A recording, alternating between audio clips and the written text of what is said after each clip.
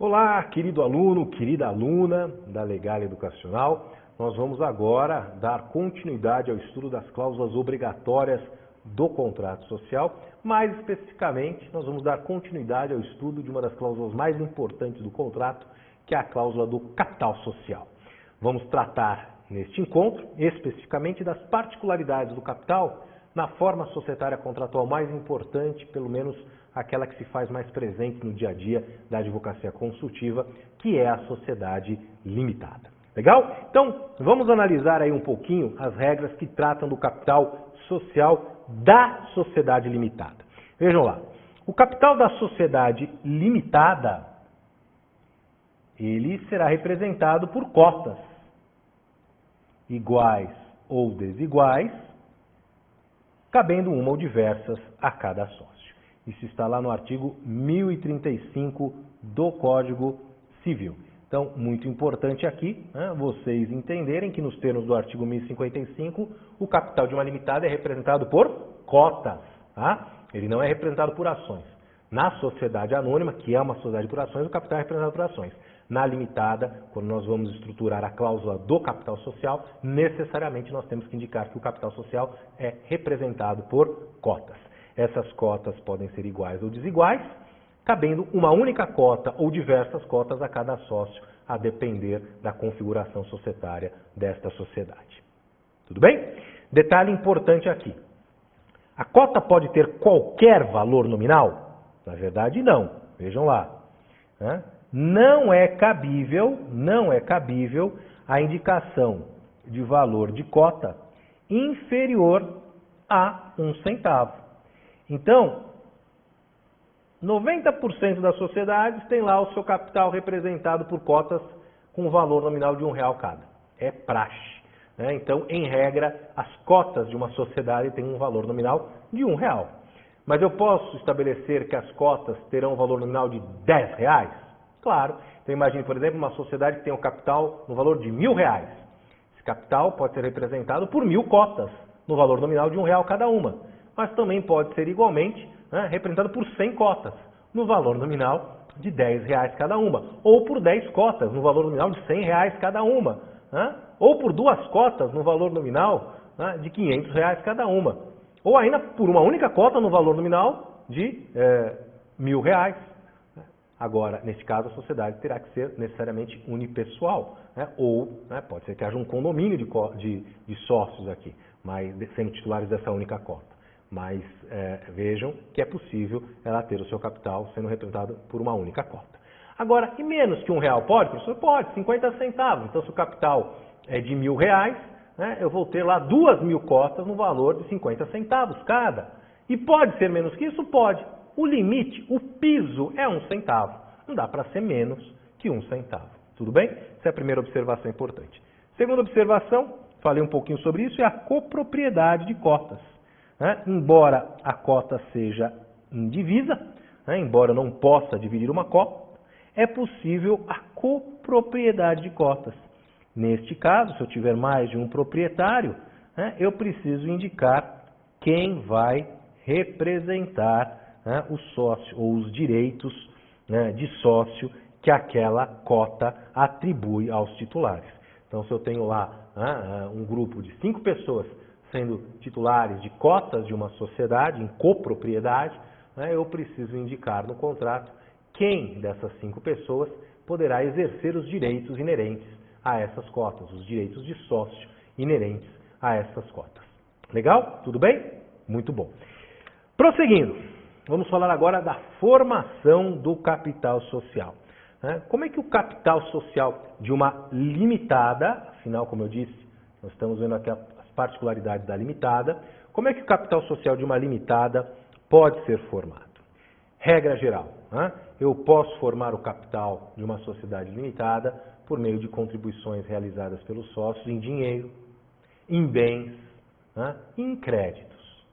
Mas eu não posso contribuir para a formação do capital de uma sociedade limitada por meio de serviços. Então vejam lá, coloca na tela para mim. Está no parágrafo 2º do artigo 1055. É vedada contribuição que consista em serviços. O capital de uma sociedade limitada, o capital de uma limitada, pode ser formado mediante contribuições realizadas pelos sócios em dinheiro, em bens ou em créditos. Mas eu não posso contribuir por meio de serviço. Algumas particularidades importantes, né? A primeira delas, legal, eu constituo a sociedade, fixo lá o seu capital em 100 mil reais, tenho lá 2 sócios, o sócio A subscreve 50 mil, né? Se compromete a contribuir para a formação do capital, contribuir com esses 50 mil reais em dinheiro, daqui 6 meses. E o sócio B se compromete também em contribuir para a formação desse capital, desses 50 mil, valor por ele subscrito, em dinheiro, igualmente, daqui 5 anos. Primeira pergunta que eu faço aos senhores: eu posso constituir uma sociedade sem ter integralizado nenhuma quantia no ato da sua constituição? Ou seja, eu posso chegar aqui e dizer, eu vou constituir uma limitada, vou fixar o seu capital em 50 milhões, mas não vou integralizar nada agora. Vou apenas integralizar esse valor no futuro. É possível? Ou será que eu sou obrigado a integralizar no ato da constituição da sociedade pelo menos um percentual mínimo deste valor? É o que ocorre, por exemplo, nas sociedades por ações, nas sociedades anônimas, né? Onde eu sou obrigado a integralizar pelo menos 10% do preço de emissão das ações subscritas em dinheiro no ato da constituição. Né? Será que isso também se aplica às limitadas? A resposta é não, não se aplica. Eu posso sim constituir uma sociedade sem integralizar qualquer valor no ato da sua constituição. Eu posso sim constituir uma sociedade limitada e comprometendo a entregar o valor no momento futuro. A lei não me obriga a integralizar qualquer valor no ato da constituição da sociedade. Além disso, uma segunda questão importante. Muito bem, eu posso integralizar o capital no momento futuro, mas há um limite temporal para que isso aconteça? Ou será que eu posso dizer que só vou integralizar esse capital daqui 5, 10, 20, 30 anos? Será que eu sou obrigado a integralizar o capital dentro de um limite temporal? A resposta é não. Não há limite temporal. Percebam, eu tenho, portanto, a liberdade para constituir a sociedade limitada, estabelecendo que o seu capital será integralizado num momento futuro, sem aportar nenhum valor no ato da sua constituição, e mais, esse momento futuro não precisa ser dentro do mesmo exercício, dentro do prazo de 12 meses, eu posso estabelecer o prazo que melhor me convier. O importante é que o contrato estabeleça a data em que essa integralização irá ocorrer. Isso é importante. Agora, as partes têm liberdade para pactuarem quando se dará essa integralização. Certo? Então põe lá na tela para nós darmos uma olhada nessa questão. Vejam lá. Não existe qualquer previsão legal que exija a integralização de um percentual mínimo do capital subscrito no ato da constituição da sociedade limitada. Então não há qualquer previsão legal que imponha aos sócios o dever de integralizar um valor mínimo quando da constituição da sociedade. Tampouco, da mesma forma, não existe qualquer previsão legal que estabeleça um prazo máximo para que ocorra a integralização. Então também não há aqui um prazo máximo exigido por lei para que essa integralização seja realizada. Tá bom? Então esses dois conceitos são muito importantes para aqueles que atuam na advocacia consultiva societária. Bom, outra dica importante, vejam lá. Não poderá ser indicada como forma de integralização do capital a sua realização com lucros futuros que o sócio venha a oferir na sociedade. O que significa isso? Constituo uma sociedade, capital de 50 mil, eu estabeleço que eu integralizarei esse capital por meio da conversão de lucros futuros que me venham a ser destinados como dividendos. Eu não posso fazer isso. Eu posso até utilizar esses valores, caso a sociedade venha a ter lucro, para integralizar o capital que eu subscrevi. Mas o meu comprometimento com a sociedade não pode estar atrelado a um evento incerto. Por mais que eu tenha confiança, por mais que eu acredite naquele negócio, eu não posso cravar na pedra que a sociedade terá em 12, 24, 36 meses lucro, né? Então, é evidente que a integralização do capital não pode estar, portanto, né, associada a este evento incerto, certo? Agora, posso estabelecer que eu vou integralizar daqui 24 meses os 50 mil reais em dinheiro. Ponto, está lá, é minha obrigação. Faça chuva ou faça sol, eu vou entregar para a sociedade 50 mil. Se, né, nesse período a sociedade tiver lucro e distribuir esses lucros, né, é evidente que eu posso utilizar esses recursos para integralizar o valor por mim subscrito. Legal? Questão importante aqui. Eu posso integralizar com bens, né? Só que na limitada, diferentemente do que ocorre na SA, não existe qualquer previsão legal que imponha a prévia avaliação dos bens que estão sendo conferidos. A lei, portanto, diferentemente do que ocorre com as sociedades anônimas, ela não impõe, né, ela não obriga a contratação, a escolha, a nomeação de peritos para avaliarem aquele bem que está sendo conferido à sociedade. Mas, muito embora não haja essa exigência de prévia avaliação, a lei impõe a todos os sócios responsabilidade solidária pela exata estimação dos bens por eles atribuídos à sociedade. Então, eles permanecem solidariamente responsáveis pela exata estimação dos bens, né, durante o prazo de 5 anos. Essa é uma questão importante. Então, muito embora eu seja dispensado do dever, né, de nomear, de contratar peritos para a avaliação do bem a ser conferido à sociedade como forma de integralização do capital, se, né, amanhã ou depois essa sociedade vier a falir, né, e o seu patrimônio, né, não bastar para a satisfação dos seus credores, e durante este processo verificar-se que aquele bem conferido à sociedade pelo sócio numa determinada época nunca possuiu o valor que foi a ele atribuído. Imagine, por exemplo, que o capital tenha sido integralizado com um veículo, né, e os sócios tenham atribuído a este veículo o valor de 100 mil reais. E aí, 3 anos depois, a sociedade vem a falir e no processo falimentar apure-se que aquele bem, à época da conferência, né, ou seja, há 3 anos atrás, não valia 100 mil. Né, pelo jornal FIPE, à época, aquele bem valia no máximo 40 mil. Isso quer dizer, então, que os sócios vão responder pela diferença entre o valor efetivo do bem, os 40 mil, e o valor por eles atribuído àquele bem, os 100 mil reais. Então, eles vão poder ser cobrados a diferença solidariamente, ou seja, pelos 60 mil reais. Certo? Legal?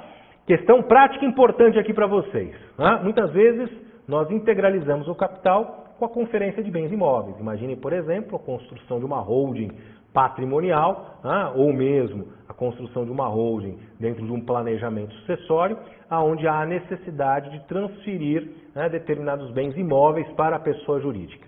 Então, como é que eu faço isso? Vejam lá. No caso de imóvel ou direitos a ele relativos, o contrato social por instrumento público ou particular deverá conter sua descrição e identificação, sua área, dados relativos à sua titulação, número de matrícula no registro imobiliário. Essas são as informações essenciais para que se opere, né, a transferência da propriedade por meio da conferência de um imóvel como forma, né, de integralização de capital. Neste caso, o ato, né, de conferência do bem, o ato societário de conferência do bem, ele vai suprir a necessidade, por exemplo, de uma escritura pública de compra e venda.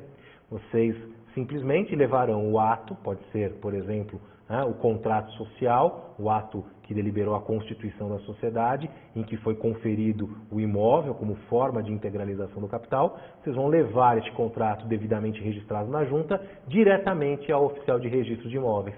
Vocês não precisarão passar pelo tabelionato de notas para a lavratura de uma escritura pública e então, registro, né, da transferência. O próprio ato societário deliberativo da conferência do imóvel é o bastante para que isso ocorra. Agora, exemplo, né, de uma cláusula que preveja essa integralização.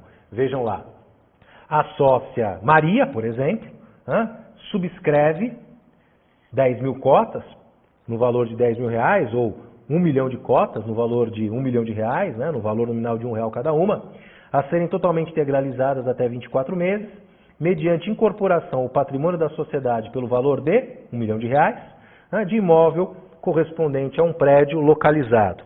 Aqui, normalmente, eu sugiro a transcrição da descrição do imóvel constante da sua matrícula, tá?